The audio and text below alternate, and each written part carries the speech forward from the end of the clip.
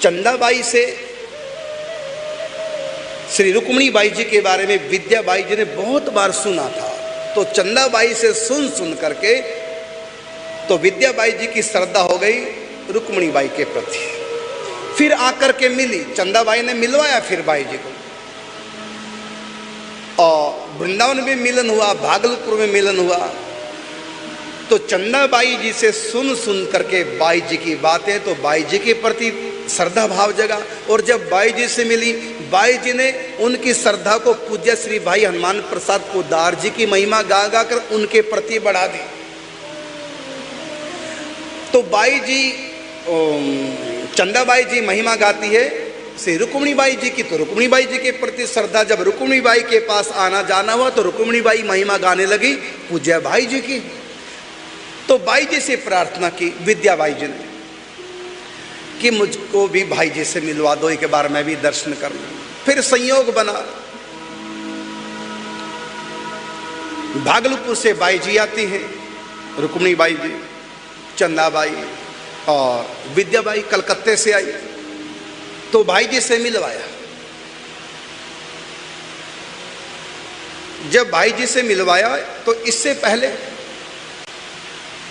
By जी ने कहा था कि सत्संग किया करो और नाम जप, चिंतन, सेवा, पूजा, उत्सव आदि जो भी है।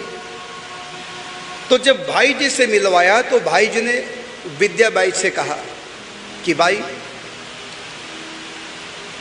मैं तुमको कुछ नियम दे रहा हूं, उन नियमों को निभाना। वो नियम क्या? एक तो घर में ठाकुर सेवा होनी चाहिए और बड़े भाव के साथ। दूसरा, ठाकुर जी के उत्सव बड़ी धूमधाम के साथ, बड़ी सात्विक भाव से मनाने चाहिए। उत्सव मनाने से भक्ति हृदय में आती है, बढ़ती। और एक नियम दिया, घर में प्रतिदिन सत्संग का आयोजन रखो, नहीं तो सप्ताह में एक बार सत्संग का आयोजन रखो। उसमें थोड़ा कीर्तन हो और कुछ पढ़ करके ग्रंथ चर्चा की जाए, परस्पर सब महिला बैठ करके। और बाई जी भी यही उपदेश करती थी, क्योंकि पूज्य भाई जी से, पूज्य श्री सेठ जी से प्रेरित होकर के बाई जी भी यही सबको उपदेश करती थी। तो इस प्रकार के कुछ नियम दिए। और चौथा नियम दिया कि कोई भी दुखी व्यक्ति तुम्हारे पास पहुंच जाए, उसकी सेवा जरूर करना, जितनी बन सके, तन मन धन से। दीन दुखियों की सेवा भगवत भाव से, यही मान के करो कि भगवान हमसे इस रूप में सेवा ले रहे हैं। और भाई जी ने ऐसी कृपा की, उनको मंत्र भी दे दिया, ये मंत्र सुबह बैठ के जाप किया।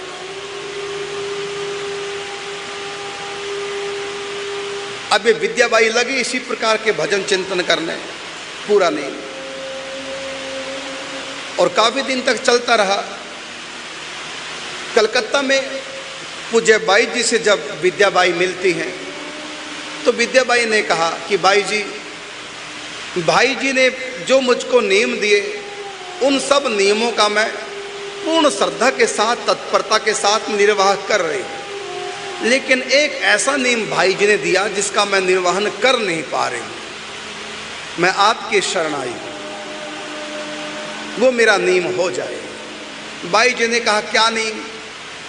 कहा कि ये नियम, जैसे आप महिला संघ भागलपुर में उत्सव मनाती हैं ठाकुर जी को, मैं मना नहीं पाती, ना मुझको ज्ञान है और ना इतना जन समूह, और हल्का फुल्का मना लेती हूँ। लेकिन भाई जी की आज्ञा थी कि सब लोगों को जोड़ो, मैं लोगों को जोड़ नहीं पा रही हूँ। तो भाई जी की 3 आज्ञाओं को तो मैंने पालन किया, लेकिन ये आज्ञा का पालन नहीं कर पा रही हूँ, लोगों को जोड़ नहीं पा रही हूँ भगवान की तरफ, ना कोई बड़ा आयोजन रख पा रही हूँ, और न लोगों को भगवान की तरफ लगा रही हूँ, लोगों को कमाने खाने से फुर्सत नहीं। अब भाई जी की इस आज्ञा का पालन कैसे करूं, किस रीति से करूं? तो बाई जी ने विद्या बाई से कहा किसकी व्यवस्था मैं कर देती हूं, पहले तुम महिलाओं के जो 2-4 आपकी सखी सहेलियां जानकारी उनके नाम लिखवाओ। 8-7 महिलाएं पहले एक कीर्तन मंडली बनाओ, 8-7 महिलाओं की, बस वही आए कीर्तन में, हर शुक्रवार को वो माताएं आए बस। इस प्रकार कीर्तन मंडली 5-4 माता की बन गई। हर शुक्रवार को 5-4 माता इकट्ठी हो गई और थोड़ा राधा नाम कीर्तन घंटा आधा घंटा करें। उसके बाद भागवत जी का पाठ एक पढ़े, बाकी सबको सुनाए और महापुरुषों की वाणियाँ पढ़ पढ़ के सुनाए। इस प्रकार 2-3 घंटे सब बैठे प्रति शुक्रवार को। और धीरे धीरे तुम सोचो पहले दिन ही सब हो जाए, नहीं, पहले 5-4 आपस में बैठो और धीरे धीरे आयोजन होगा। फिर बाई जी ने अपने वाले 7 उत्सव करने की आज्ञा दी। ये 7 उत्सव करने हैं साल के।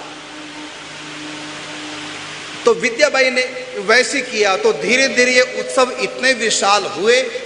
उत्सव में 1000, 1500, 2000 तक महिलाएं इकट्ठी होने लगी।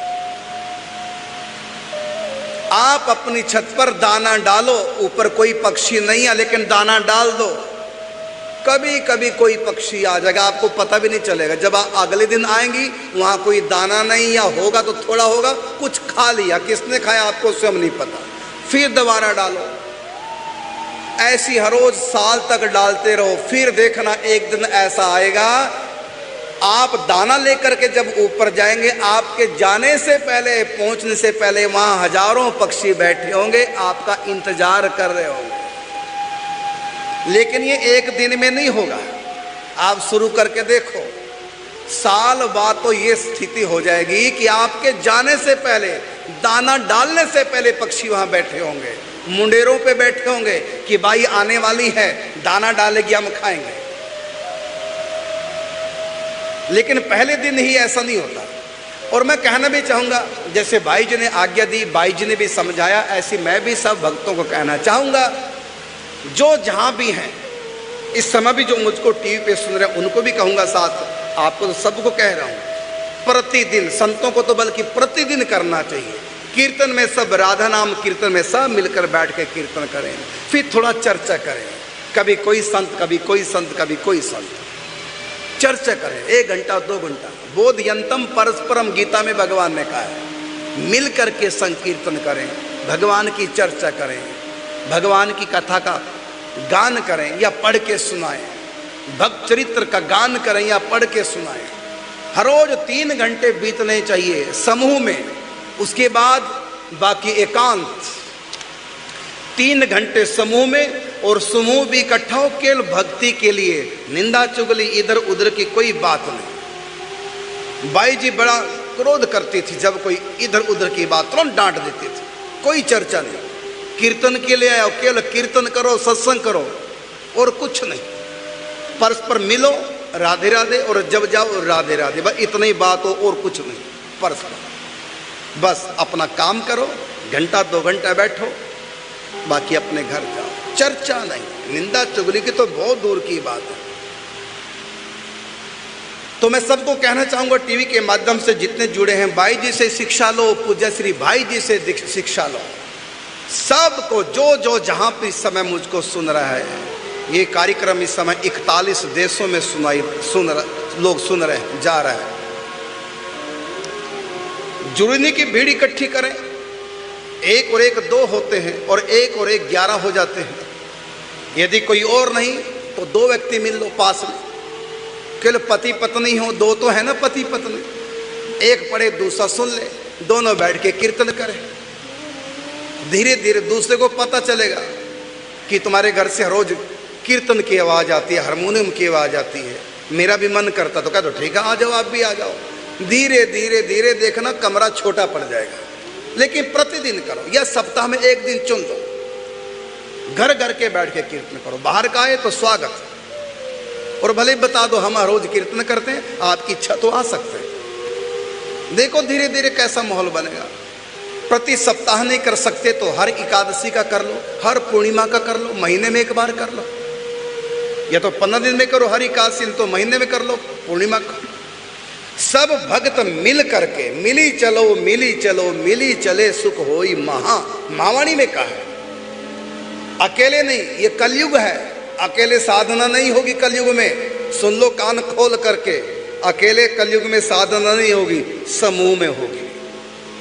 एक भक्तों का समूह इकट्ठा करो, सबका नियम हो 2 माला 4 माला। जब समूह में मिलेंगे एक दूसरे से पूछेंगे कितनी माला करते हो, तो तुम कहोगे मैं तो 16। फिर आप पूछना आप कितनी, आजकल मैंने जब से गोवर्धन से आई 32 कर दी। फिर आपके मन में आएगा देखो जब ये 32 कर सकते हैं गृहस्थ में रह के, और मैं 16 पे क्यों उठ के, तो मैं भी 32 कर सकती हूँ। फिर आप 32 करेंगे। कुछ समय के बाद आपको कोई ना कोई 48 वाला मिल जाएगा। फिर आप सोचेंगे गृहस्थ में रहकर जब ये 48 कर सकती है तो मैं नहीं कर सकती। इस प्रकार देखम देखी होड़ा होड़ी भावना बनती।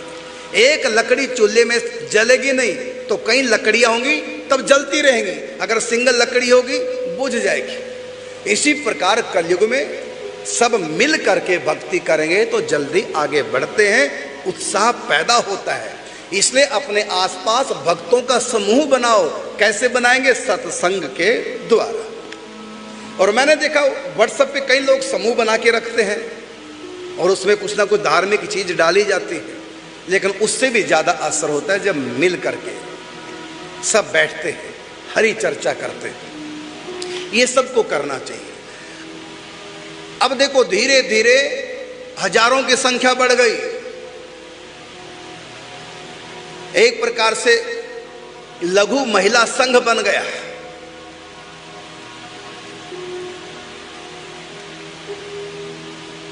और एक बार बाई जी ने इशारा कर दिया,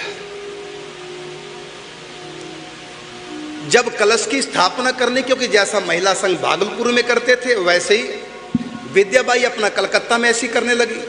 वैसी मंगल स्थापना कलशों की करती, वैसी बंधनवार लगाती, उत्सव के दिन रंगोली बनाती, दीपदान करती, वैसी भोग सुंदर रीति से तैयार करती।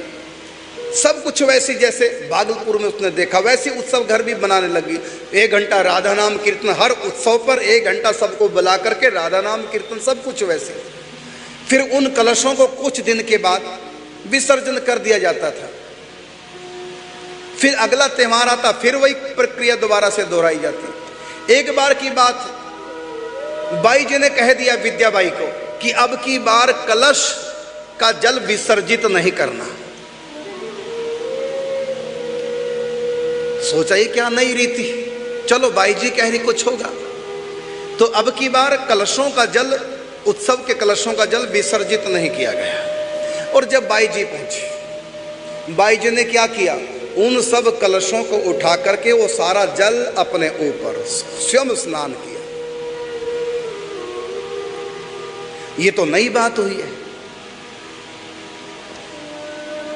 और लीला क्या थी कि अब ये उत्सव यहीं पर पूर्णाहुति का स्नान था। इसके बाद अब उत्सव होंगे नहीं। और जाते समय विद्याबाई को कह दिया कि बाई जी, विद्याबाई से कहा कि अब लेन देन जहां जैसा है वो पूरा कर लो, हिसाब किताब, जल्दी से टिकट कटने वाला है। और विद्याबाई ने विश्वास किया बाई जी के ऊपर, इसका मतलब जल्दी से मुझको जाना है। तो अपने पूरे घर परिवार का लेन देन, हिसाब किताब सब बताने लगी और लेन देन, उधार लेना देना सारा करने लगी बड़ी जल्दी। और बल्कि जो हिसाब नहीं कर पाई वो पर्चे पे लिख करके बच्चों को दे दिया, किससे कितना लेना, किसका देना, किसका कितना हिस्सा, सारा कुछ करने लगी। घर वाले कहने लगे क्यों, क्या हो रहा है आपको, ऐसा क्यों कर रही हैं आपको जरा दुनिया से जा रही है जो ऐसा एक एक करके हिसाब। अब बाई जी वाली बात तो बताई नहीं, इतना कहा, भाई अब तुम संभालो इस सब चीज, मैं कब तक संभालती रहूंगी, पता नहीं कब जाना हो जाए, एक दिन तो जाना ही है।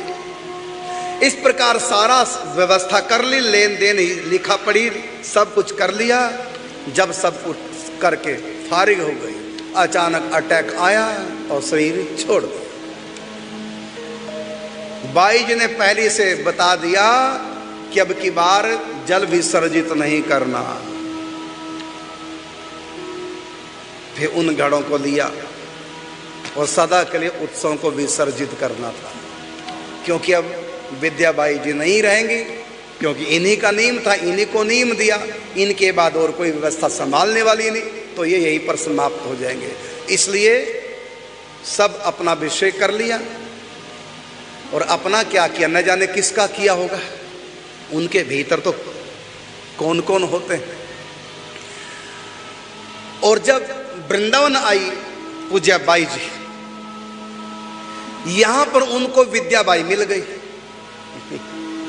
जो सिर छोड़ चुकी थी, हार्ट अटैक हो चुका था, संस्कार हो चुका था। जब वो वृंदावन आई तो सेवा कुंज वाली गली में इधर से अटखंबा की तरफ से राधा वल्लभ जी के आगे से निकल रही थी, तो उनको विद्याबाई जी रास्ते मिल गए। सुंदर साड़ी, तेजस्वी, पूरा दिव्य प्रकाश, आभा, आंखें दीपक से जल रहे हैं, मुस्कुराती, बड़ी सुंदर। बाई जी ने पहचान लिया और दोनों की परस्पर चर्चा हुई और थोड़ी आगे तक बाई जी के साथ गई विद्याबाई, बातें करती करती, और वहीं अंतर ध्यान हो गई। बता दिया कि मैं दिव्य वृंदावन में प्रवेश कर गई।